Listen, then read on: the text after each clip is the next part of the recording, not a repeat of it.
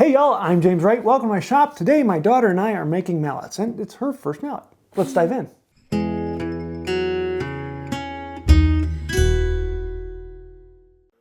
This kit from Rex Krueger is incredibly easy.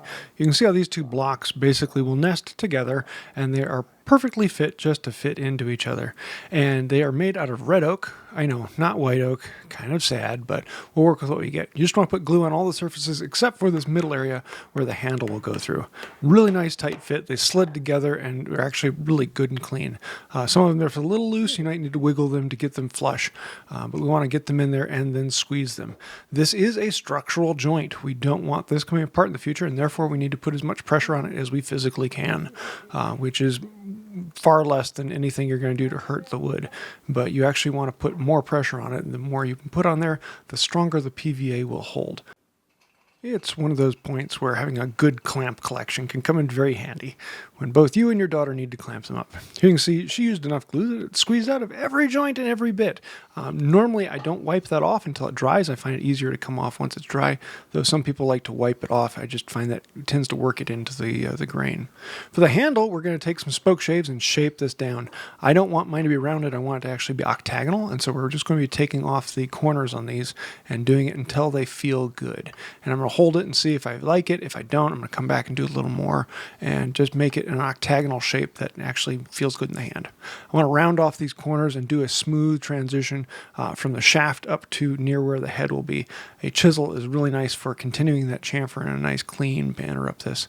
Rex in his design actually has a slightly different manner to it, and even Melody, she did her own thing. On the back end, I'm also going to turn this rounded end into a chamfer because I love chamfers. They're what separate us from the animals. You can see how the one on this side is off a little bit, so I have to come back and clean that up, and I do one side at a time until each one comes out and looks just right. And then I finish mine, and now I can wait for my daughter. She's a little slower, but she does some good work, and I've been fairly proud of what she can do. Plus, if you actually want to see what she's doing, she has her own woodworking channel where she creates things. And she's been putting up more videos recently, so who knows what she's going to turn into in the future. So once we get this back out of the clamp, we can come back and clean it up. There's always a little bit of squeeze out on the inside. We want to come through and scrape that out and clean it out.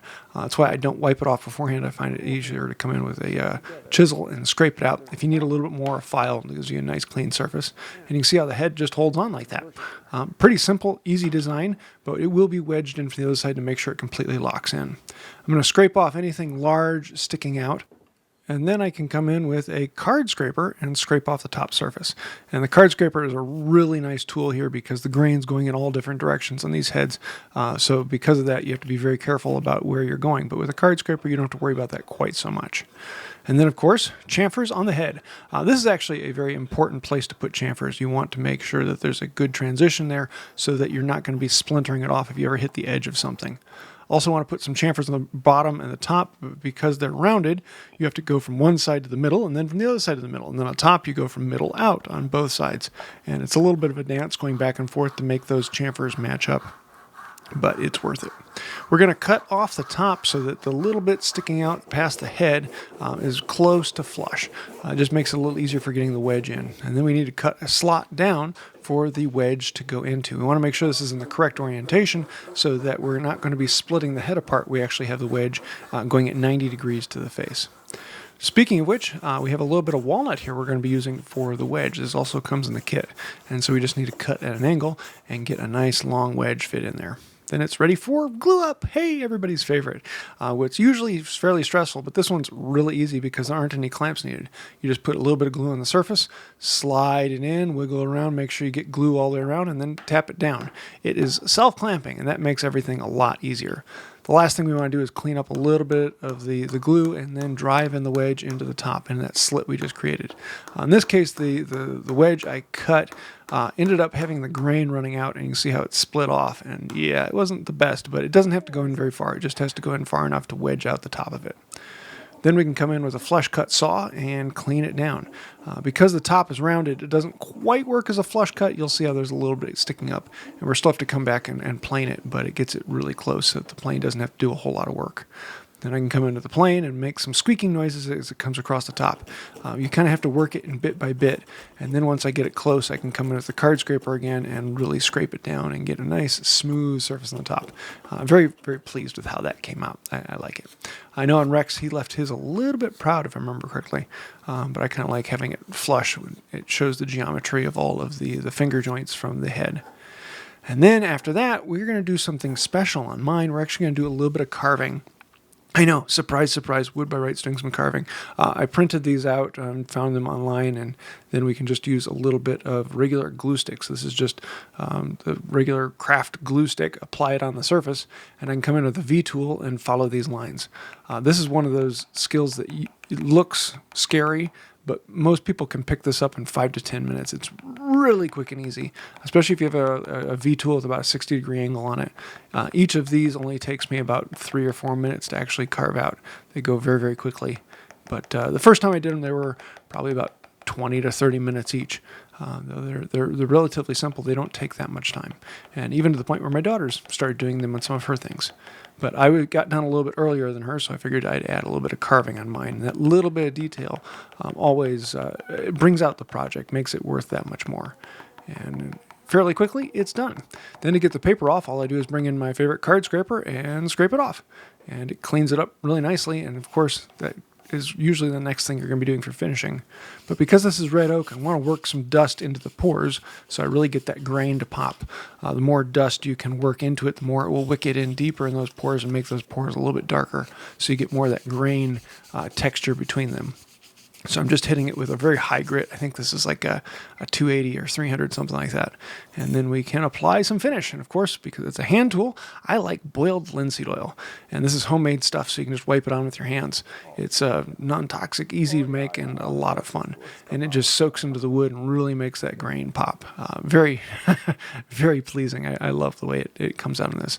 I'll just let it soak up as much as it wants. And once it stops soaking it, I can wipe it off and then apply paste wax. And it's done. And I really enjoyed this. Had a lot of fun time with my daughter in the shop, and the two of us spending our time making mallets together. And if you want to see her video, I'll leave a link to that down below. But yeah, we both had a good bit of fun, even though she can't keep a straight face. For me, it was a lot of good times in the shop, and I'm happy. So there you have it, a pair of mallets. And yes, this is the Rex Krueger kit. I decided to get one for my daughter as well so the two of us could build them together. A really easy project. One of the things I love about Rex Krueger and his kits is that they're designed to be intro level. This is something that anyone can make in an afternoon. Goes together really nicely, and it's a really nice kit. So well done, Rex. And it's a lot of fun. If you'd like to make one yourself, I'll leave links to those down below. But if you do want to see Melody's video, because she has her own woodworking channel, you can head over to her channel. I'll leave links to that down below.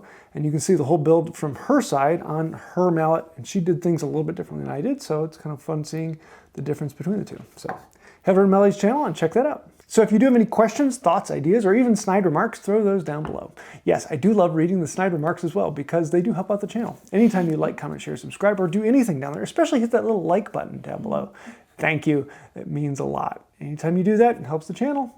But if you really want to help out the channel, be amazing, beautiful, wonderful, gorgeous, and look a lot like my daughter, think about joining the people over there. Those are some of the fantastic, wonderful, benevolent, gorgeous, beautiful people over on Patreon.